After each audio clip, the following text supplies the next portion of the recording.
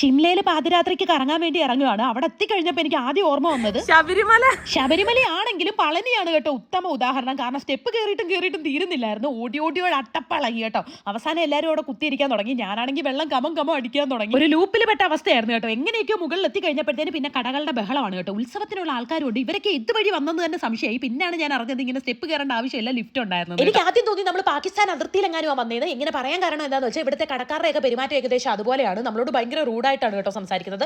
ആകെ ഒരാളോ രണ്ടാളോ മാത്രമേ ഉള്ളൂ ഞങ്ങളോട് കുറച്ച് സ്നേഹമായിട്ടെങ്കിലും സംസാരിച്ചു. ഈ ഒരു നിക്കറിന്റെ വില ഒന്നുകൂടെ ചോദിച്ചപ്പോൾ അയാൾ ഒരു തവണ പറഞ്ഞില്ലേ, ഇനി പറയത്തില്ല എന്നുള്ള രീതിയിൽ കാണിച്ചപ്പോഴത്തേന് ഞാൻ വേണ്ടടാ പുല്ലേന്ന് മനസ്സിൽ പറഞ്ഞിട്ട് അത് അവിടെ ഇട്ടിട്ട് പോരുന്നു. ഇവയ്ക്ക് നല്ല വിലക്കുറവുണ്ടായിരുന്നു, പക്ഷെ മൊത്തം ചീഞ്ഞതാ. അങ്ങനെ എനിക്കൊന്ന് പാക്കിട്ട് മുറുക്കണമെന്ന് വിചാരിച്ചിട്ട് പാക്കൊന്നും ഇല്ല കേട്ടോ. കുറെ മധുരമുള്ള സാധനങ്ങളെല്ലാം കൂടി ഇട്ട് വായിലോട്ട് അങ്ങ് ഇട്ടു. ആ സൂക്കേടങ്ങ് മാറി കിട്ടി, കാരണം കൊള്ളത്തില്ലായിരുന്നു. ഞാൻ അത് തുപ്പിക്കളഞ്ഞ് പുറത്തോട്ട് വന്നപ്പോൾ വായിന്റെ ചുമ മാറ്റണോ എന്ന് വിചാരിച്ച് കുറച്ച് ഫ്രൂട്ട്സ് വാങ്ങിച്ചു. ഈ റെഡ് കളറിലൊക്കെ ഇരുന്ന് കണ്ടപ്പോൾ ഞങ്ങൾ വിചാരിച്ചു വലിയ സംഭവങ്ങളാണ്, ബീട്രൂട്ടാണ് അരച്ച് വെച്ചിരിക്കുന്നതെന്ന് പിന്നെ മനസ്സിലായത്. അങ്ങനെ വഴിയിൽ നിന്ന് ഫുഡൊക്കെ വാങ്ങിച്ച് നമ്മൾ വീട്ടിൽ വന്നു.